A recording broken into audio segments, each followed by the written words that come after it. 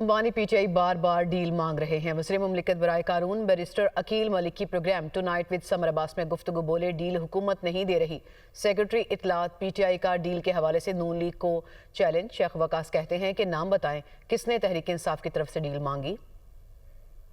Deal کی demand بہت زیادہ ہے اور ڈیل جو ہے مانگی جا رہی ہے۔ ڈیل کی خواہش کون رکھ رہا ہے؟